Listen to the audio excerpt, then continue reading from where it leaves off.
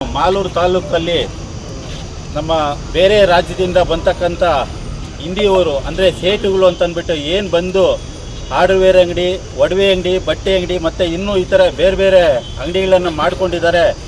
ಅವರು ನಮ್ಮ ರೈತರಿಗೆ ಯಾಮಾರ್ತಕ್ಕಂಥ ಕೆಲಸನ ಮಾಡ್ತಾಯಿದ್ದಾರೆ. ಅವ್ರು ಏನು ಮಾಡ್ತಿದ್ದಾರೆ ಅಂದರೆ ಒಂದು ಒಡವೆ ಅಂಗಡಿ ಮಾಡ್ತಾರೆ, ಒಂದು ಬಟ್ಟೆ ಅಂಗಡಿ ಮಾಡ್ತಾರೆ, ಒಂದು ಹಾರ್ಡ್ವೇರ್ ಅಂಗಡಿ ಮಾಡ್ತಾರೆ. ಅದರಿಗೆ ಒಂದು 5-6 ಜನನ ಆ ಕಡೆಯಿಂದನೇ ಬೇರೆ ರಾಜ್ಯದಿಂದನೇ ಕೆಲಸಕ್ಕೆ ಅಂತೇಳಿ ಕರ್ಕೊಬರ್ತಾರೆ. ಕರ್ಕೊಬಂದು ಅವ್ರಿಗೆ 2 ವರ್ಷ ಆದ ನಂತರ ಆ ಕೆಲಸ ಮಾಡ್ತಕ್ಕಂಥವ್ರಿಗೂ ಪ್ರತಿಯೊಬ್ಬರಿಗೂ ಒಂದೊಂದು ಅಂಗಡಿನ ಮಾಡಿಕೊಟ್ಟು ನಮ್ಮ ನಾಡಿನಲ್ಲಿ ಇರ್ತಕ್ಕಂಥ ನಮ್ಮ ಕನ್ನಡಿಗರಿಗೆ ಇಲ್ಲಿ ಬದುಕೋದಕ್ಕೆ ಅವಕಾಶ ಸಿಗ್ತಾ ಇಲ್ಲ. ಅದರಿಂದ ಯಾವುದೇ ಒಂದು ಹಳ್ಳಿನಲ್ಲಾಗಿರ್ಬೋದು, ಒಂದು ಹೋಬಳಿನಲ್ಲಾಗಿರ್ಬೋದು, ನಮ್ಮ ಮಾಲೂರು ನಗರದಲ್ಲೂ ಕೂಡ ಇವತ್ತು ಅತಿ ಹೆಚ್ಚು ಬಟ್ಟೆ ಅಂಗಡಿ, ಒಡವೆ ಅಂಗಡಿ, ಹಾರ್ಡ್ವೇರ್ ಅಂಗಡಿಗಳು ಅವ್ರದ್ದೇ ಆಗಿರ್ತಕ್ಕಂಥದ್ದು.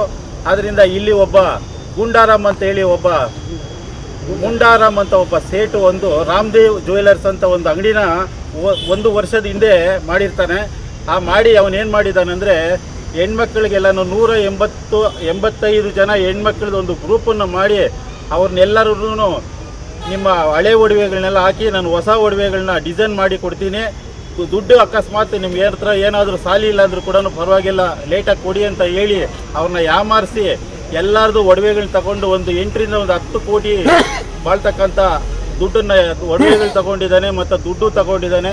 ಮತ್ತು ಚೀಟಿಗಳು ಅಂತ ಅಂದ್ಬಿಟ್ಟು ಏನು ಮಾಡಿದ್ದಾನೆ, ಆ ಚೀಟಿಗಳನ್ನೆಲ್ಲನೂ ಯಾಮಾರಿಸಿ ಅವನು 1 ವಾರದಿಂದ ಊರು ಬಿಟ್ಟು ಓಡೋಗಿದ್ದಾನೆ.